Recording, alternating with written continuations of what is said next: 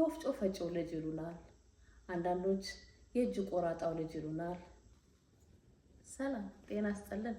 ዛሬ ስለ አንድ ጀግና አባት ላወራችሁ መጥቻለሁ።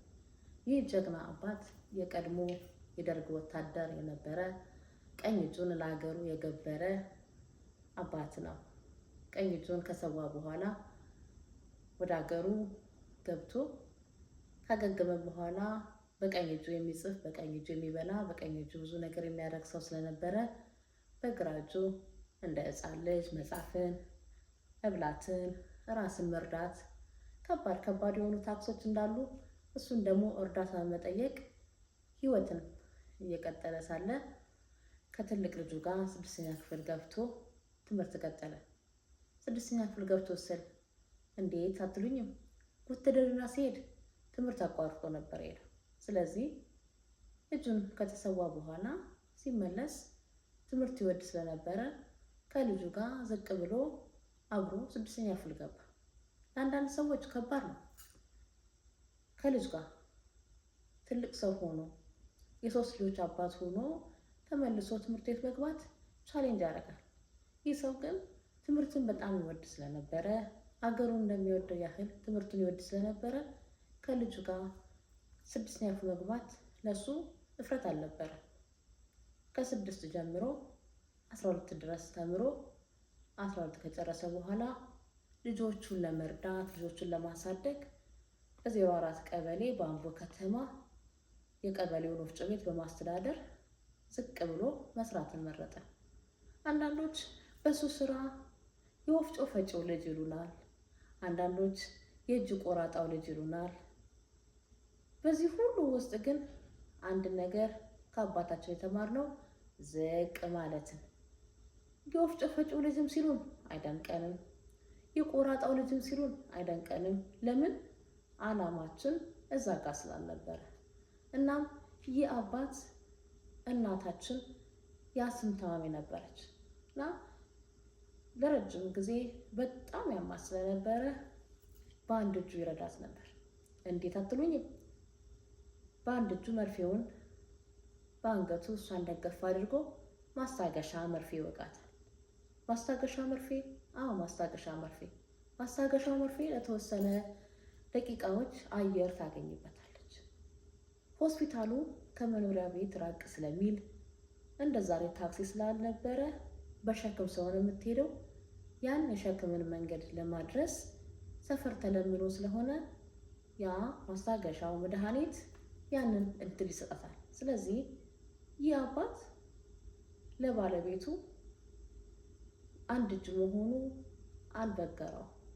በአንገቱ ደግፎ በግራ እጁ መርፌ ሰጥቶ ባለቤቱን አቆይቶ ጎረቤት ነው ድረሱልኝ፣ ባለቤቴን የልጆቼን ልጅ እናት አድኑልኝ በማለት ለረጅም ዓመታት አብሯት ዋጋ ሲከፍል፣ ማታ ሲያፍናት፣ ክረምት ሲያማት፣ ዓመት በዓሎች ላይ ሲያማት ሁሉ ጊዜ አብሯት ነው።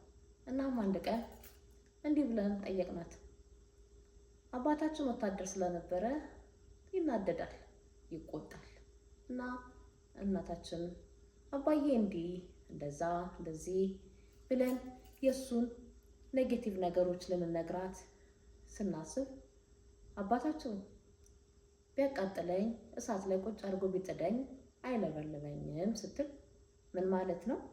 እንዴት እሳት ላይ ቁጭ ብለሽ አትለበለቢም ስንላት አባታችሁ ህመሙ ነበር። ሲያፍነኝ እሱ ቁጭ ብሎ አብሮኝ ይሰቃይ ነበር።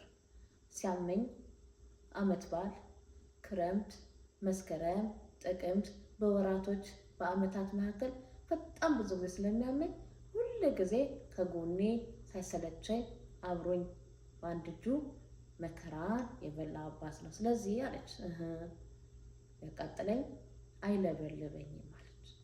እና ከዚህ እኛ አንድ ነገር ተማር። እናታችን ስለ አባታችን አንድም ቀን ኮምፕሌን አድርጋ አታውቅም።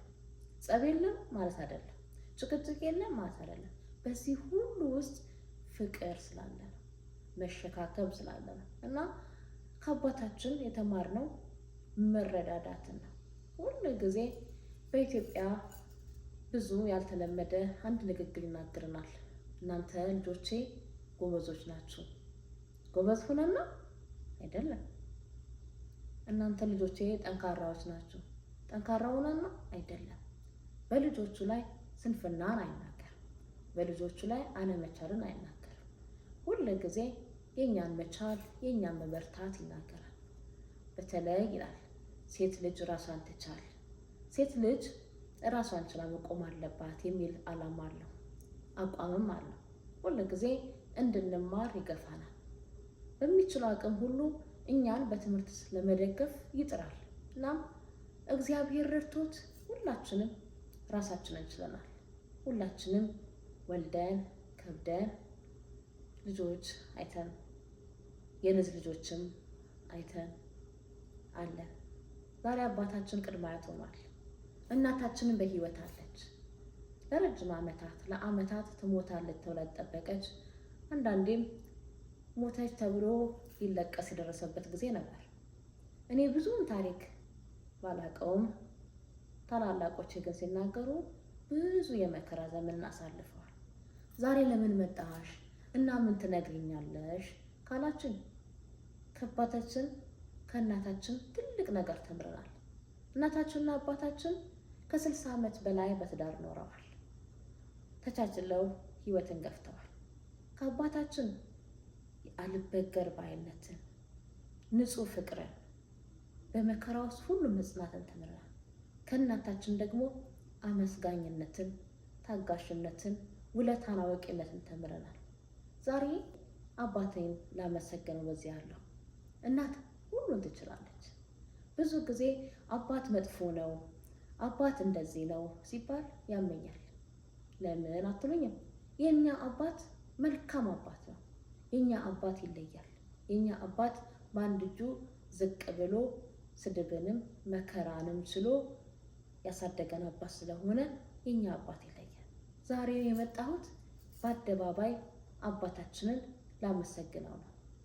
አባዬ፣ እኛ ልጆችን በጣም እንወድሃለን።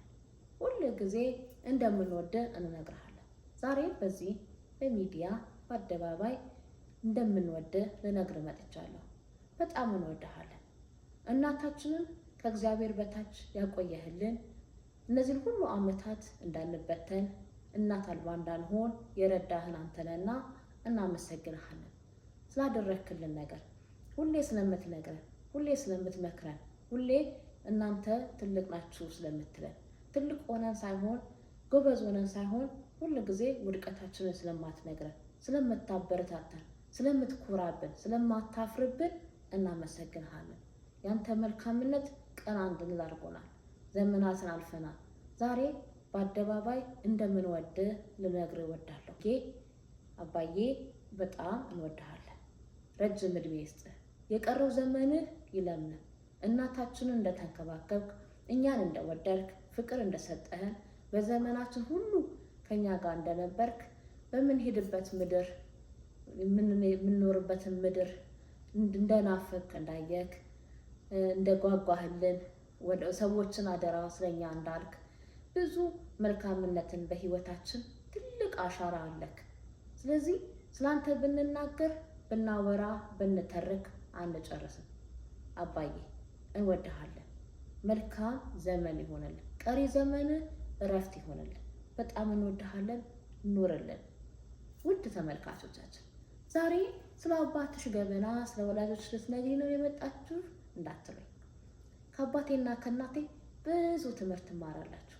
እናቴ በጣም ቻይ ነች። አባታችን ኃይለኛ ነው። ወታደር ብዙ ጊዜ ኃይለኛ አይደል? ኃይለኛ ነው። እናታችን ግን በጣም ብዙ ችላ፣ በጣም ብዙ አልቅሳ፣ ግን ጨክላ ምን ትለን ነበር መሰላችሁ? እኔ ካጠገባችሁ ዞር ካልኩኝ ትበተንብኛለች። እናቴ አባቴን ችላው፣ አባቴም በሚችለው ሁሉ እናቴን ረድቶ 60 ዓመት በላይ በትዳር ኖረው ዛሬ ቅድመ አያት ሆነዋል። በትዳር ውስጥ ባሎች፣ የታመመ ባሎች ያላችሁ፣ የታመመ ሚስት ያላችሁ፣ የተለያየ ነገር ያላችሁ ተቻቻሉ። ህመምንም ቃል ኪዳናችሁን አትርሱ። መከራንም ቃል ኪዳናችሁን አትርሱ። በክፉ ቀንም በደግ ቀንም አብራችሁ ለመኖር የገባችሁትን ኪዳን አስታውሱ። ፍጹም የሆነ ትዳር የለውም። ትዳር ሁሌ ጥያቄ አለው።